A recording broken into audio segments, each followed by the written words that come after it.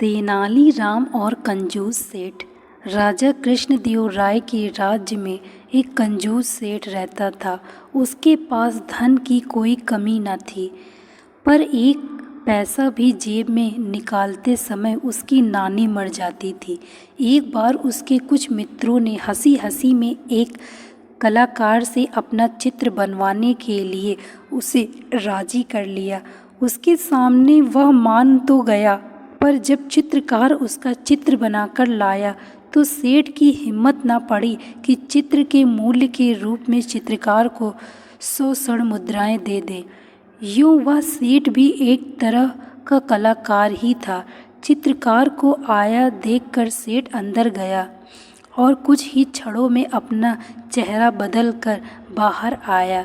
उसने चित्रकार से कहा, तुम्हारा चित्र जरा भी ठीक नहीं बन पाया, तुम ही बताओ, क्या यह चेहरा मेरे चेहरे से जरा भी मिलता है?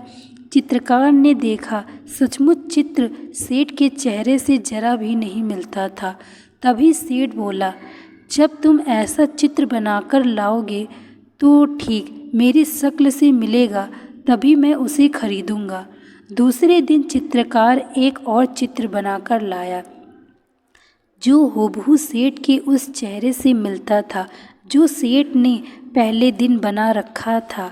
इस बार फिर सेठ ने अपना चेहरा बदल लिया और चित्रकार के चित्र में कमी निकालने लगा।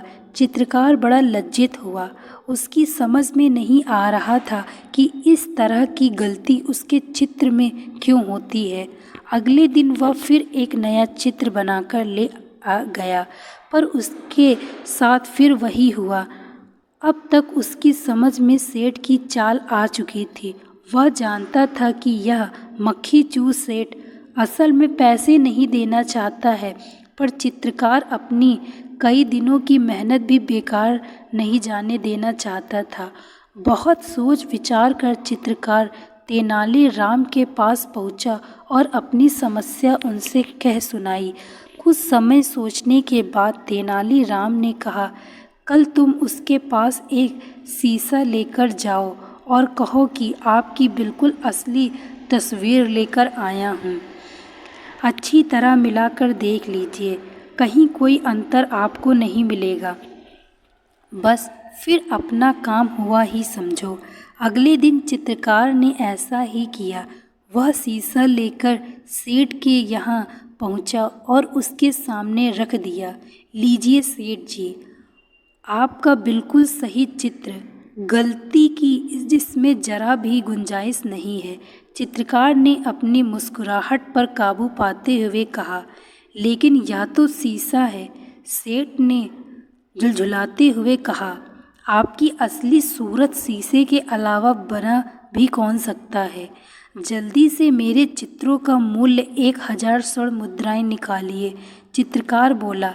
सेठ समझ गया कि यह सब तेनालीराम की सूझबूझ का परिणाम है। उसने तुरंत 1000 स्वर्ण मुद्राएं चित्रकार को दे दी। तेनालीराम ने जब यह घटना महाराज कृष्णदेव राय को बताई तो वह खूब हंसे। दोस्तों, मैं आशा करती हूँ आपको यह कहानी अच्छी लगी होगी। यदि कहानी अच्छी लगी हो तो वीडियो को लाइक तथा चैनल को सब्सक्राइब अवश्य करें। Thank you so much watching this video. Like, share and subscribe.